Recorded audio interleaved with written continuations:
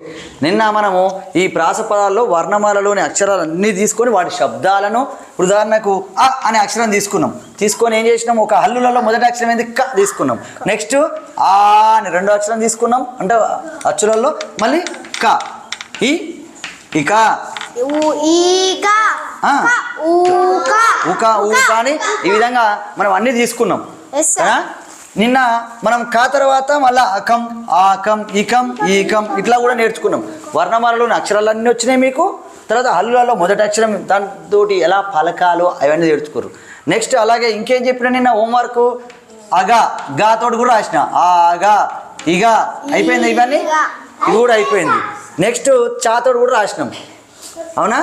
ఇప్పుడు మీరు రేపు రాయాల్సింది ఏంటంటే నెక్స్ట్ ఏ అక్షరం ఉంది జ అజా ఆజా ఇజా ఈజా ఈ విధంగా మీరు రాసుకుంటూ పోయి తర్వాత ఆజం ఆజం ఇజం ఈజం ఈ విధంగా ఎంతవరకు రాయాలి క్షత దాకా రాసినాం. క్షజ అవునా క్షజం అవుతుంది. ఒక లక్షణం పెడితే క్షజం. ఇట్లా క్ష అనే అక్షరం దాకా బండిరాన్ని వదిలిపెట్టమని చెప్పిన. ఈ విధంగా మీరు అన్ని అక్షరాలకు చా తర్వాత జా తర్వాత ట అట ఆట ఇట ఈట ఇలా. నెక్స్ట్ అడ ఆడ ఇడ ఈడ ఉడ ఊడ రుడ ఇడ ఏడ ఐడ ఉడ ఓ ఇట్లా అన్నీ.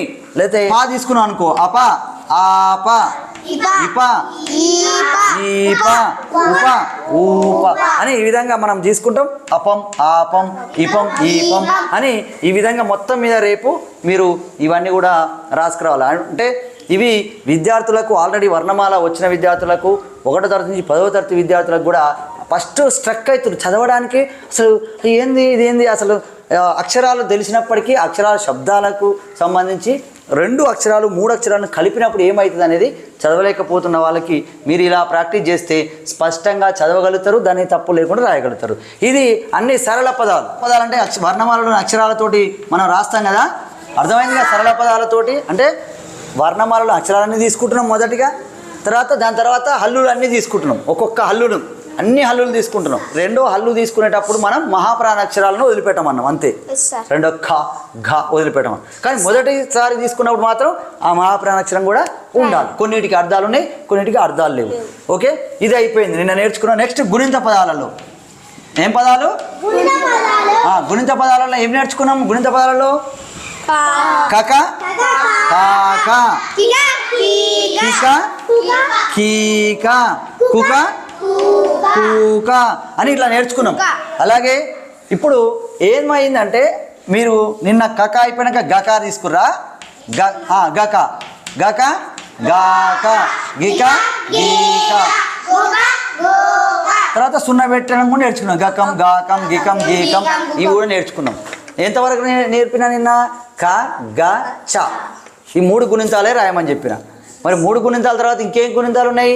జ ఉంది, ఠా ఉంది, డా ఉంది, ఠా ఉంది.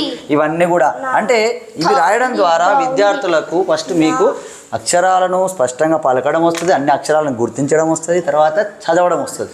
గుణింతాలు అంటే ఏంది? వర్ణమాలలోని అక్షరాల యొక్క శబ్దాలు, అచ్చుల శబ్దం. వర్ణమాలలో అన్ని అక్షరాలు కాదు, అచ్చుల శబ్దమే గుణింతాల హల్లులకు వాటికి వస్తుంది. అవే దీర్ఘాలుగా వస్తాయి.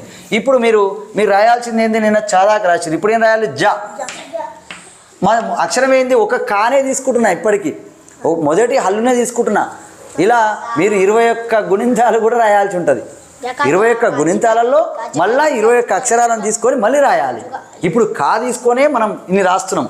జక చెప్పండి. జాక జిక జీక జుక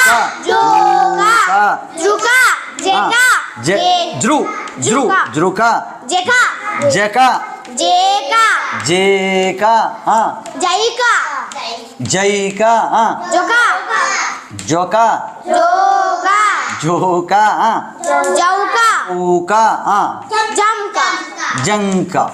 నెక్స్ట్ సున్నా. జకం జాకం జికం జీకం జుకం జోకం జృకం జకం జేకం జైకం జోకం జోకం జౌకం జంకం.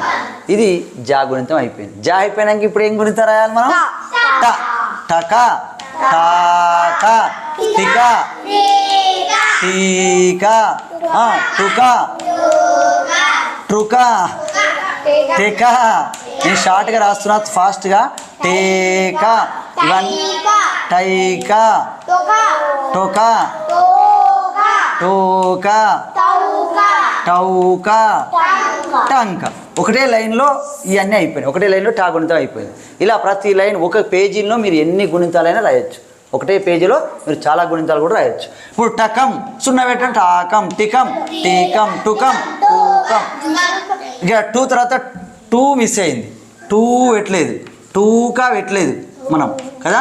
సరే, ఈ విధంగా మీరు ఫాస్ట్గా రాయడం వల్ల అది మిస్ అయింది. ఇట్లా ట్రుకం, టెకం, టేకం ఇట్లా రాయాలి. నెక్స్ట్ ఏ గుణితం వస్తే డా. డా తీసుకుంటే డకా, డాకా, టికా, డీకా రాయాలి. డికా, డీకా, డుకా. ఇలా మరి డా గుణితం రాయాలి. అలాగే ఇలా రాయడం వల్ల మీకు ఏమో అన్ని గుణితాలు వస్తాయి. మళ్ళీ అక్షరాలను పలకడం, దీర్ఘం ఎక్కడ తీయాలి. ఇది డకా అయితే ఇది డాకా, ఇది డికా అయితే ఇది డీకా. నెక్స్ట్ డుకా రాస్తే డుకా వేస్తే డూకా. ఈ విధంగా మీరు ఆల్రెడీ మీకు వర్ణమాలు వచ్చు, కొన్ని గుణితాలు వచ్చు కాబట్టి వీటిని రాయండి. రాస్తారా రేపు? టా గుణితం, డా గుణితం. నెక్స్ట్ ఏమొస్తుంది? అనా గుణితం అవసరం లేదు. త గుణితం, రెండో తా గుణితం అవసరం లేదు. మళ్ళా ద, న, ప, బ, మ, య, ర, ల, వ, ష, ష, స, హ, క్ష. ఇంతవరకు మీరు గుణితాలు రాయాలి. రాస్తారా? ఇవి అయిపోయిన తర్వాత మీకు ఇప్పుడు ఎంత మీరు ఈ గుణితాలన్నీ దేంతో ఏ అక్షరంతో రాసారు? ఓన్లీ కా అనే అక్షరం కా అక్షరం తీసుకొని ఇప్పుడు మనం కక కాక, కిక కిక, గక గాక, గిక గిక, చిక చుక చుక, లక పక అని అన్నీ రాసినాం. లా గుణితం కూడా లక, లాక, లిక, అన్ని గుణితాలు రాసేసినాం. ఇప్పుడు తర్వాత ఏం తీసుకోవాలి? ఇప్పుడు గా అక్షరం తీసుకోవాలి. ఏం అక్షరం తీసుకోవాలి? ఇప్పుడు ఒకవేళ గా అక్షరం తీసుకున్నాం అనుకో, అప్పుడు ఏమవుతుంది? ఫస్ట్ కా గుణితం రాయాలి. మళ్ళా గుణితాల కాంచి రాయాలి. ఇప్పుడు ఇవన్నీ అయిపోయినాయి.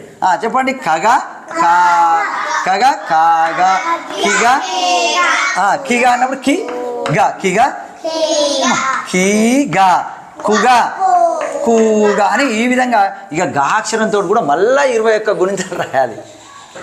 ఏ గుణితాలు రాయాలి? కా రాయాలి, గా రాయాలి, గగా, గాగా, గిగా, గీగా అని గా గుణితం రాయాలి. నెక్స్ట్ ఏ రాయాలి? చా గుణితం రాయాలి, జా గుణితం రాయాలి,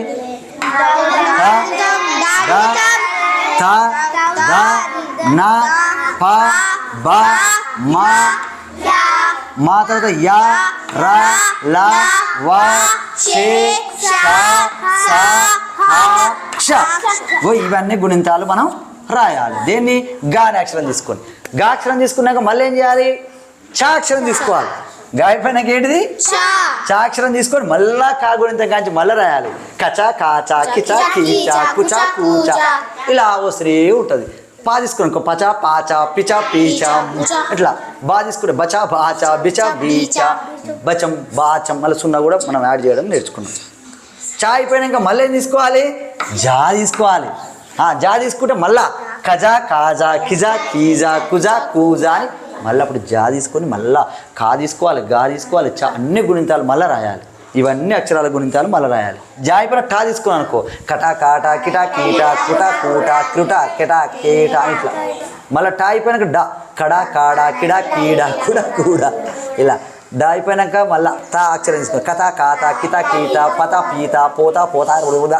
ఈ విధంగా ఇవన్నీ మన నోరు బాగా టంగ్ ట్విస్టింగ్ అవుతుంది, మనం పలకడం వస్తుంది, గుణింతాలు వచ్చు, అక్షరాలన్నీ గుర్తుపడతారు, అన్ని అక్షరాలు గుర్తుపడతారు. ఆ అక్షరాలను ఎక్కడ దీర్ఘం తీయాలి, దీర్ఘాక్షరాలు ఉంటాయి, అల్పప్రాణాక్షరాలు ఉంటాయి, మహాప్రాణాక్షరాలు ఉంటాయి. ఈ విధంగా ఇవి గుణింతాల వరకు ఇవన్నీ నేర్చుకున్నాం కదా. మళ్ళీ నెక్స్ట్ వీడియోలో మీకు ఆల్రెడీ వాడుకలో ఉన్నాయి, అంటే ఇవి అర్థవంతమైన పదాలన్నీ కావు, కొన్ని అర్థం వస్తున్నాయి, చాలా వరకు అర్థవంతం కాని పదాలు. కానీ మొత్తం అర్థవంతమైన పదాలు, అర్థం ఉన్న పదాలు అవి, వాటితోటి నేను మీకు ఆ ప్రాస పదాలు వాటిని ఎలా పలకాలి, మన పాఠాలలో వచ్చే పదాలు కానీ మన వాడుకలో ఉన్న పదాలు కానీ, ఇప్పుడు అలా, తల, కల, వల ఇవన్నీ ఏంటి అర్థవంతమైన పదాలు, అవి కూడా నెక్స్ట్ మనం రేపు చెప్తాను. అప్పటి వరకు ఇవన్నీ గుర్తుంచుకొని పూర్తిగా మీరు రేపు హోంవర్క్గా రాసుకొని రండి. Okay sir.